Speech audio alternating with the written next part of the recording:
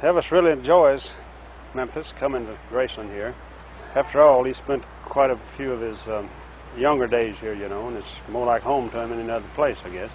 And he has quite a few friends here he likes to visit and see, you know, and talk to about different things, the changes being made in Memphis and what have you. We first moved to Graceland, it was quite different than what it is now. There was no fences here, and very few houses. None of this here was out there, and across the street has been built since. So it's just kind of closed us into the city here. Just a couple of months ago, they renamed this highway out here in the name of Elvis Presley Boulevard, which was real good, you know, very great. How many records did he sell when he started off? Oh, he has 56 singles that sold over 1 million copies, 56 gold records now, and 16 albums that sold over 1 million copies. Well, 18 albums with the two over here. 56 singles and 18 albums, gold records. And what was it like for Elvis in those first days? He was kind of different from the rest of the guys, wasn't he? Well, in some ways, some of the clothes he wore was different. The way he wore his hair was quite different to what there was back then, you know. And he was criticized quite often about it, but it really didn't bother him. He didn't change it. He went on like he was anyway. What was that story you told me about, you know, when you first decided to go into show business? Did you have any inkling of... No, he called me into his room one day there, I believe it was shortly after he got out of high school, and he said, "I want to be an entertainer."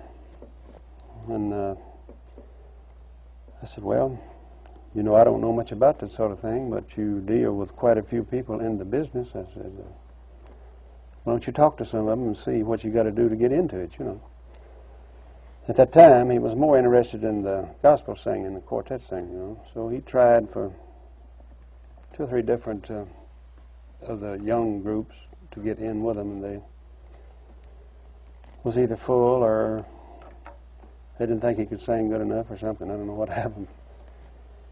Then after he made this record, quite a few of the quartet groups wanted him then, and so he talked to me about it again, you know. He said, "What would you do?" He said, "I can get into the quartet singing now, in the gospel field." And of course my reaction was I wouldn't do it.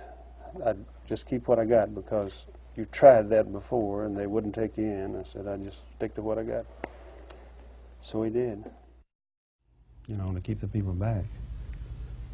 Otherwise he couldn't perform. He couldn't put on a show. They'd rush the stage before he got through.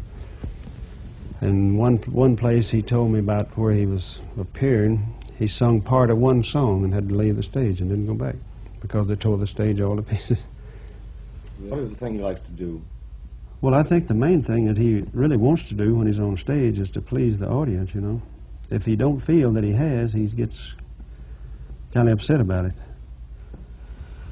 I think that's his main ambition in life is when he's, on stage is to please his audience, you know, make them happy.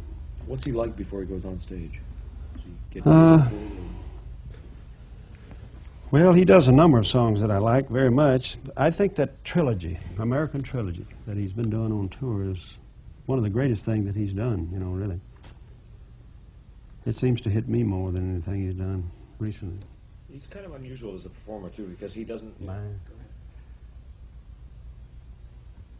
We call this the trophy room, where we keep all of Elvis's plaques, trophies, awards, what have you. Citations that he has gotten through the years. For instance, here on this wall we have gold records, 56 singles, and 18 albums that sold over 1 million copies.